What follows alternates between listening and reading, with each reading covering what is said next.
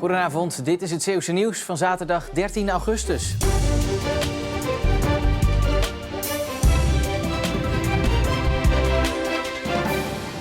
Het was warm vandaag in Zeeland, heel warm. In heel de provincie steeg de temperatuur tot boven de 31 graden. Het strand blijft dan een favoriete bestemming.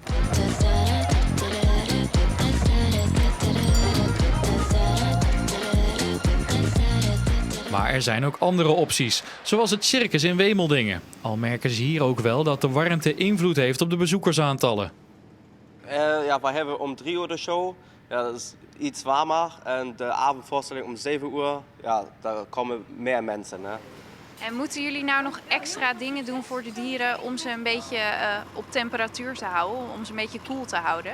Ja, wij gaan de dieren ook wassen. Dat moet ook, dat het een beetje koeler is voor de dieren. Van de circustent in Wemeldingen is het een kleine stap naar de Oosterschelde.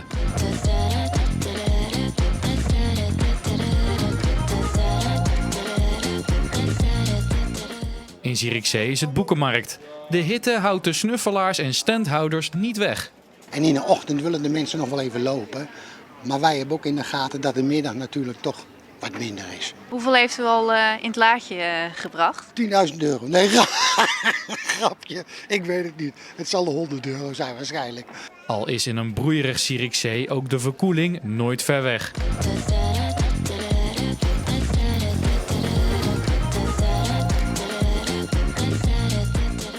Er zijn vandaag ook meerdere evenementen in Zeeland die ondanks de warmte gewoon doorgaan. Zo ook de Culi-karavaan in Middelburg. Ja, de temperatuur vandaag is wel een beetje te warm, vind ik. Een beetje te, ja. En wat doet u er nou aan om toch een beetje verkoeling te zoeken? Een heerlijke glas rosé drinken die lekker koud is. Altijd, die is nu op, dus die gaan we straks weer kopen. Ja, het is verrassend druk eigenlijk. Ja, gaat goed. En het is nogal warm. Merken jullie daar veel van? De eerste paar dagen begon het heel rustig. Maar om 5 uur, 6 uur komt toch iedereen wel van het strand af. Dus dan wordt het gelukkig nog druk.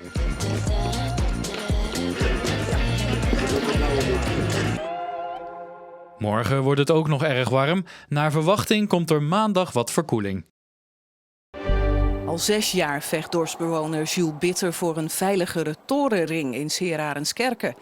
Bitter laat die verkeersonveiligheid zien met eigen filmpjes op YouTube. 3 punten, de stoep, hardrijders en het vrachtverkeer. En dat kan met een paar simpele low-budget maatregelen opgelost worden. Dat is eenrichtingsverkeer. Dat is natuurlijk de stoep aanpakken te zijner tijd. En dan natuurlijk iets tegen die hardrijders doen. Maar een erfsituatie is denk ik de meest wenselijke voor de Zuidroute. De meest mooie kant van de torenring. Veel mensen zoeken dit op, maar moeten voortdurend alert zijn, want er kan ineens iets opduiken. Die oplossingen heeft hij al veelvuldig doorgegeven aan de gemeente Goes. Op het stadhuis zien ze vooralsnog geen aanleiding om de verkeerssituatie aan te pakken. Ik blijf optimistisch, ik heb een droom. Weer een dorpshart voor iedereen. Dit is wat eigenlijk heel mooi zou zijn op een opwaardering van dit centrum. De brandweer heeft vannacht een brand geblust in een vrijstaande woning aan de Nieuwe Rijksweg in Seer-Hendrikskinderen. Bij de brand raakte, voor zover nu bekend, niemand gewond. De oorzaak is nog onbekend. De brand werd rond 4:20 gemeld bij de meldkamer. Volgens de veiligheidsregio Zeeland stonden de bewoners van het huis op dat moment al buiten. Na ruim een half uur was het vuur onder controle en werd het zijn brandmeester gegeven.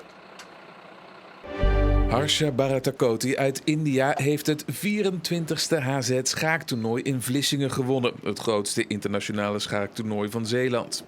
Een week lang zaten grote namen aan de schaaktafels en de ogen waren ook vooral gericht op oud-wereldkampioen Ruslan Ponomariov uit Oekraïne. Hij werd uiteindelijk gedeeld tweede. De organisatie kijkt met een goed gevoel terug op het toernooi, dat een paar keer niet doorging vanwege corona. Na 2 jaar snakt iedereen daar weer naar. En het is goed verlopen, dus ja, een prachtige week. Mensen zijn enthousiast, dus ja, gewoon een fijn toernooi. De afgelopen 2 jaar is er veel veranderd in het deelnemersveld van het toernooi. Wat je merkt is dat een aantal jeugdspelers ineens een stuk sterker zijn geworden. Die hebben de afgelopen 2 jaar alleen maar online kunnen spelen op de computer. Maar die hebben flinke vorderingen gemaakt en die zijn heel veel sterker dan 2 jaar geleden. En wat heeft dit toernooi Vlissingen te bieden? Ja, heel veel. Er komen heel veel toeristen deze kant op. Mensen blijven een week in Vlissingen.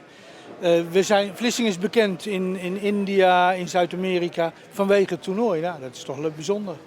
De beste Zeeuwen van het toernooi zijn Koen Leenhouts uit IJsendijken, hier zien we hem, en Joey Grooschal uit Goes. Ze eindigden op een gedeelde 18e plek.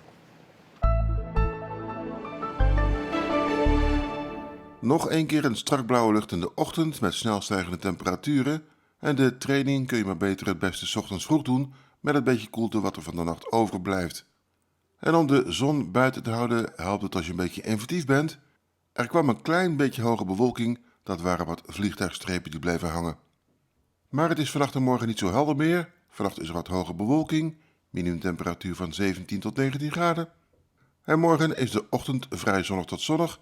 In de loop van de middag en zeker morgenavond komt er stiekem meer bewolking, maar het blijft droog en het wordt nog warm.